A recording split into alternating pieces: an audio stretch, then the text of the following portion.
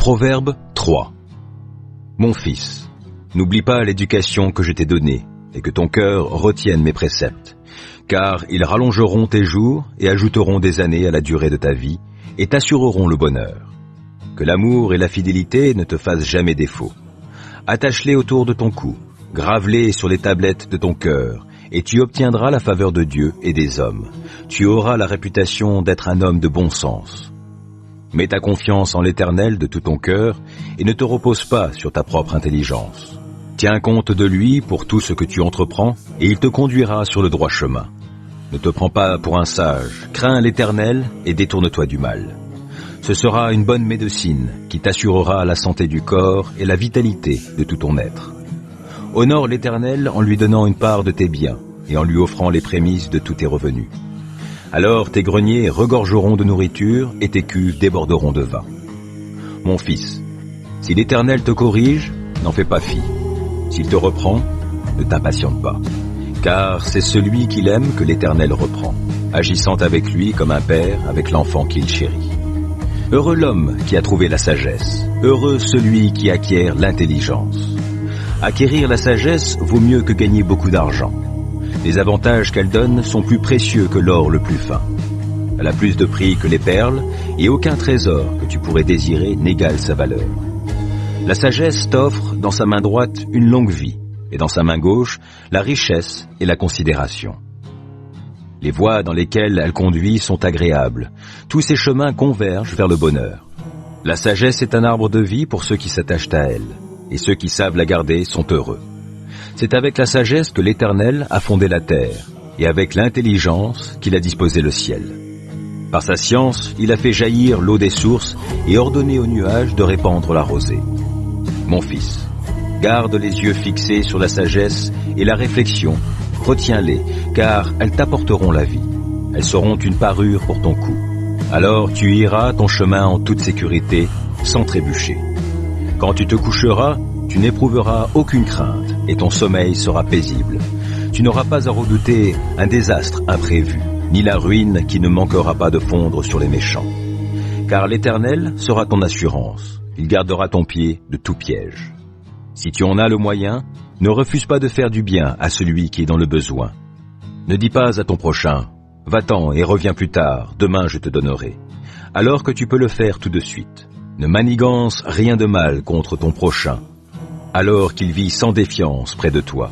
Ne cherche pas querelle à quelqu'un sans raison, alors qu'il ne t'a fait aucun mal. N'envie pas les violents et n'adopte aucun de leurs procédés, car l'Éternel a en horreur les gens pervers.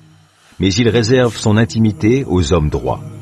La malédiction de l'Éternel pèse sur la maison du méchant, mais il bénit la demeure des justes. Il se moque des moqueurs, mais il accorde sa faveur aux humbles. L'honneur sera la part des sages, mais les insensés porteront la honte. Lettre de Jacques, chapitre 1. Jacques, serviteur de Dieu et du Seigneur Jésus-Christ, salue les 12 tribus dispersées du peuple de Dieu. Mes frères et sœurs, quand vous passez par toutes sortes d'épreuves, considérez-vous comme heureux, car vous le savez, la mise à l'épreuve de votre foi produit l'endurance.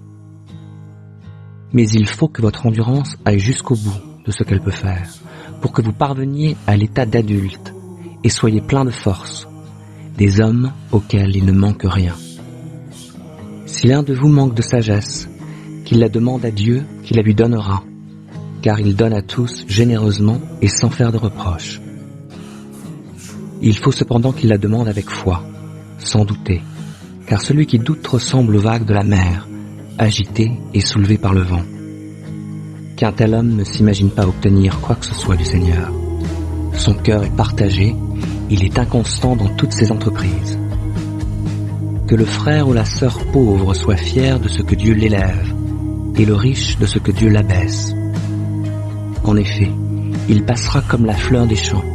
Le soleil se lève, sa chaleur devient brûlante, et la plante se dessèche. Sa fleur tombe, et toute sa beauté s'évanouit. Ainsi en est-il du riche. Il disparaîtra au milieu de ses activités. Heureux l'homme qui tient ferme face à la tentation. car après avoir fait ses preuves, il recevra la couronne du vainqueur, la vie que Dieu a promise à ceux qui l'aiment. Que personne, devant la tentation, ne dise « c'est Dieu qui me tente », car Dieu ne peut pas être tenté par le mal, et il ne tente lui-même personne. Lorsque nous sommes tentés, ce sont les mauvais désirs que nous portons en nous qui nous attirent et nous séduisent. Puis le mauvais désir conçoit et donne naissance au péché.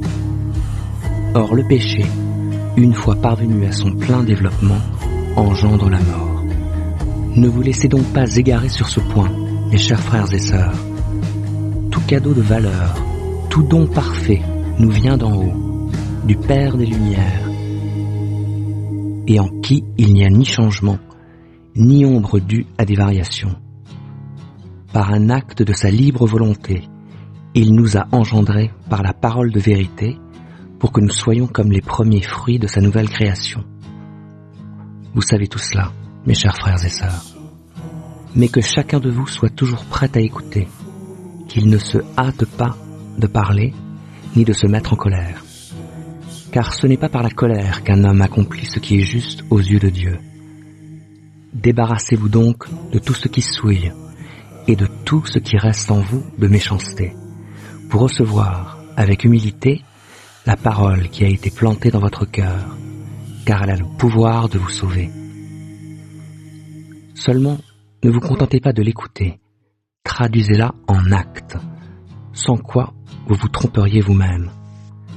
En effet, si quelqu'un se contente d'écouter la parole sans y conformer ses actes, il ressemble à un homme qui, en s'observant dans un miroir, découvre son vrai visage. Après s'être ainsi observé, il s'en va et oublie ce qu'il est. Voici, au contraire, un homme qui scrute la loi parfaite qui donne la liberté. Il lui demeure fidèlement attaché, et au lieu de l'oublier après l'avoir entendu, il y conforme ses actes. Cet homme sera heureux dans tout ce qu'il fait. Mais si quelqu'un croit être religieux, alors qu'il ne sait pas tenir sa langue en bride, il s'illusionne lui-même. Sa religion ne vaut rien.